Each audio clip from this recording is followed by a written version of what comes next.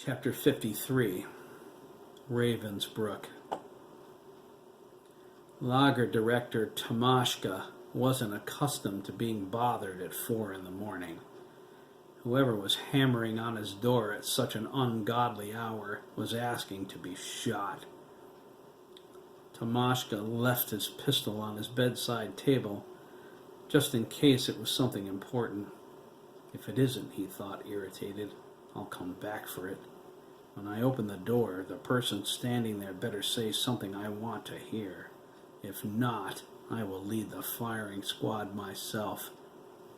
Tomashka stumbled to the front door, barely awake. The incessant pounding continued until he flung it open. He stood there, his bleary eyes glaring at a young man he immediately recognized as one of his camp guards. He was frightened. "I'm sorry, Mynheer," the guard said. There was a line of sweat across his upper lip. "There is trouble at the camp." "What kind of trouble would cause you to risk a firing squad by disturbing me so early and so arrogantly?" Tomashka snapped, rubbing the sleep out of his eyes.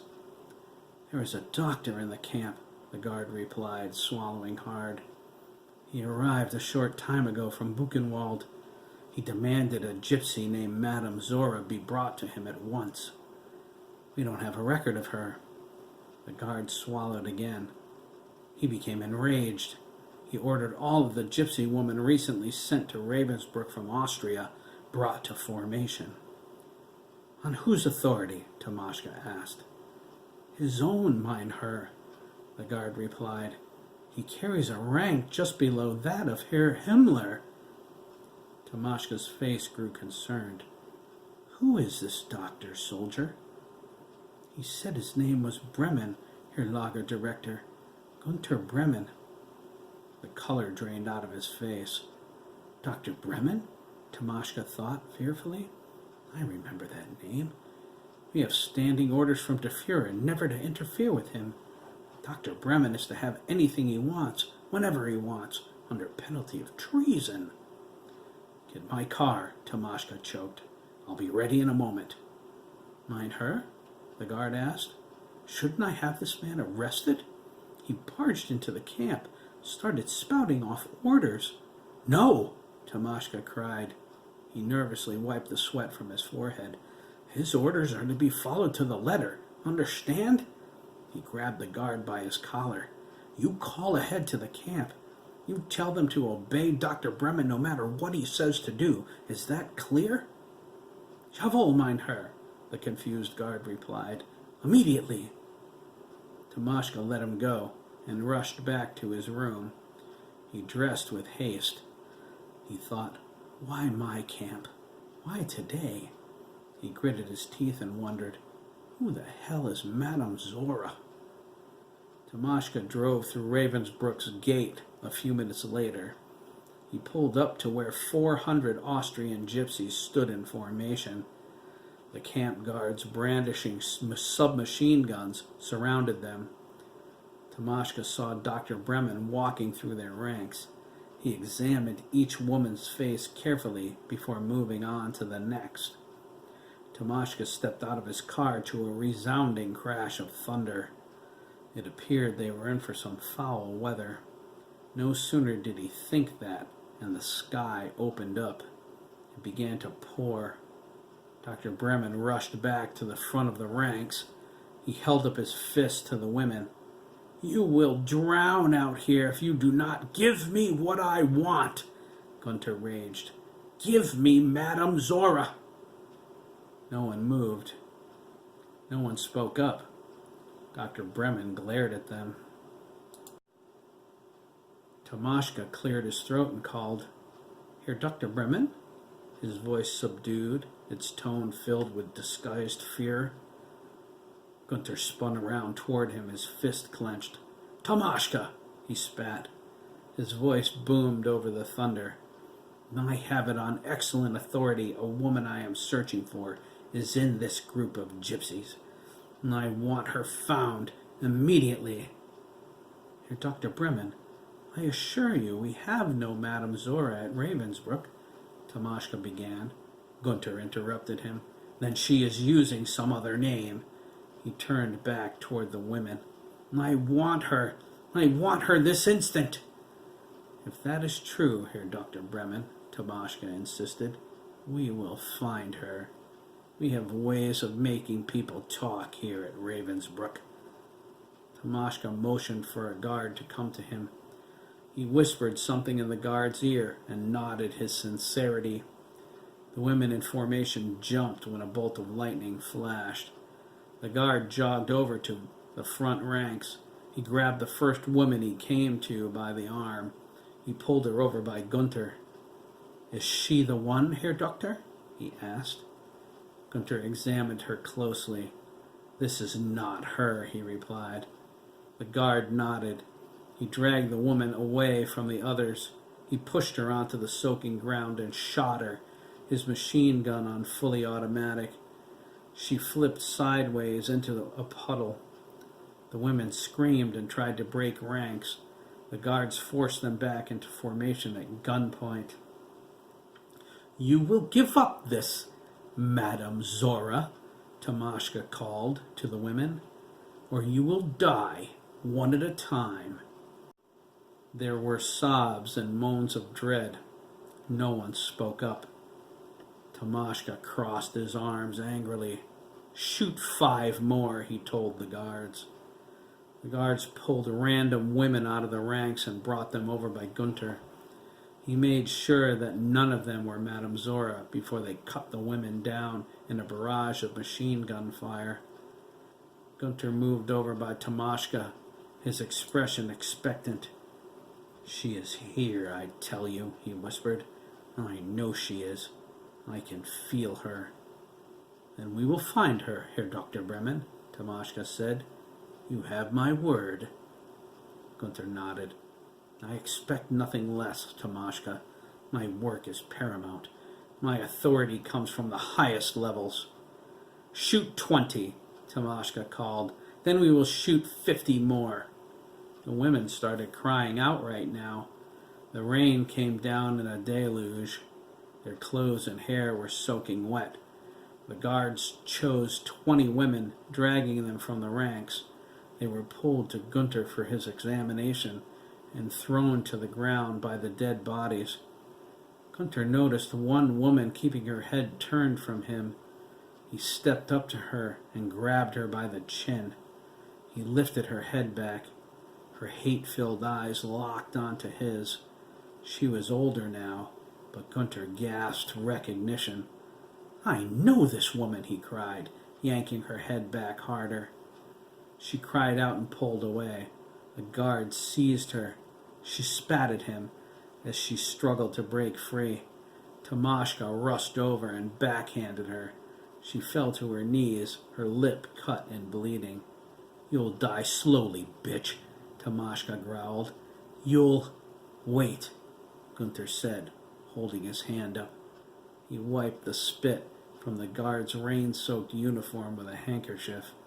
He tossed it to the side and drew his sidearm. He cocked the pistol and pressed it against the top of the woman's head. He said, No more of this. I know who you are. Shoot me then, the woman cried.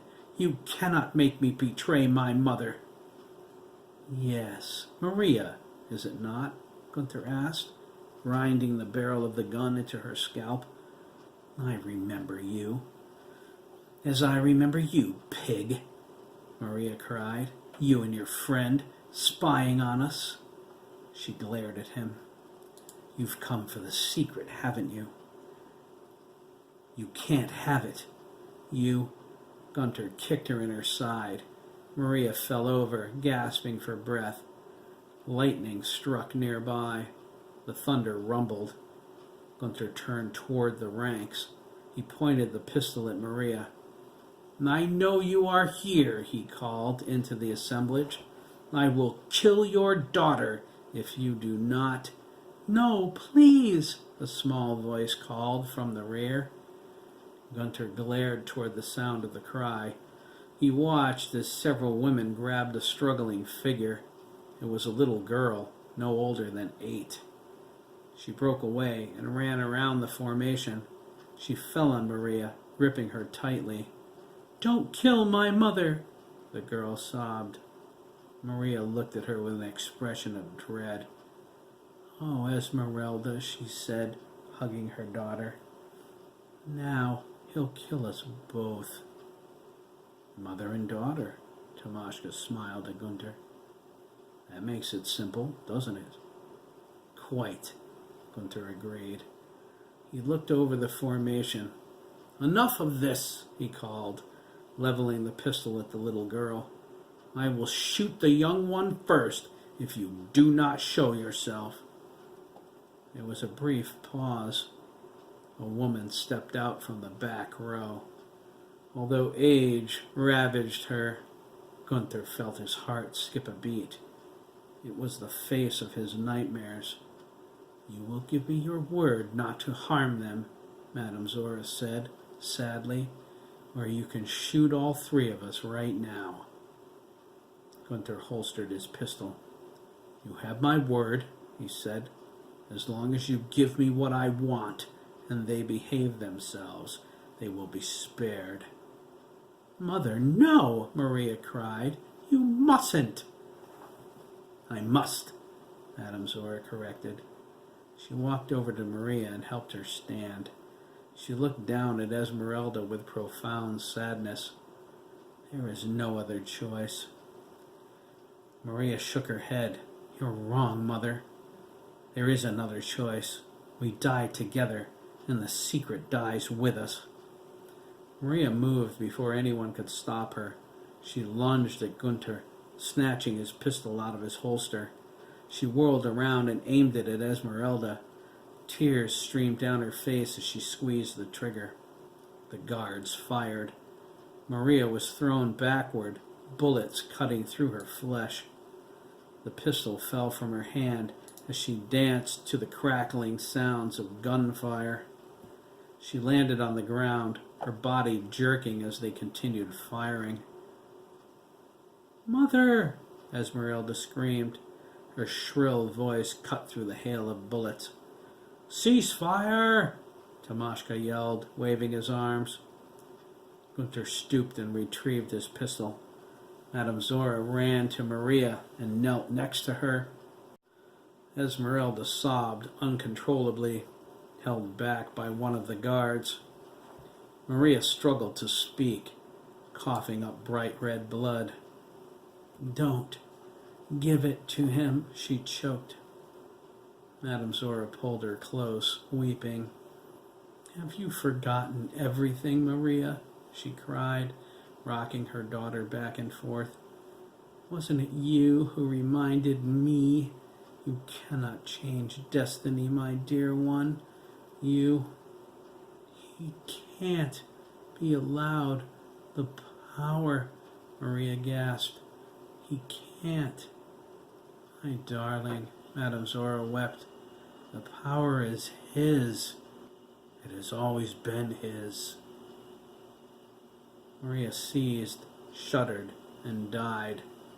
Her blank eyes stared at Madame Zora. Esmeralda fell to her knees.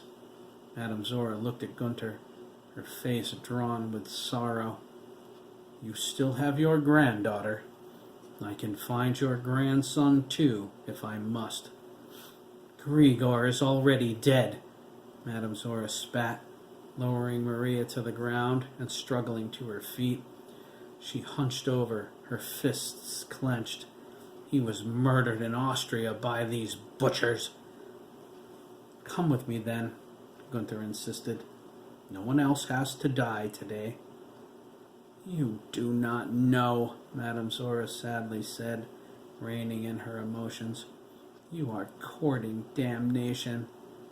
"And you are dancing with death, woman," Gunther hissed.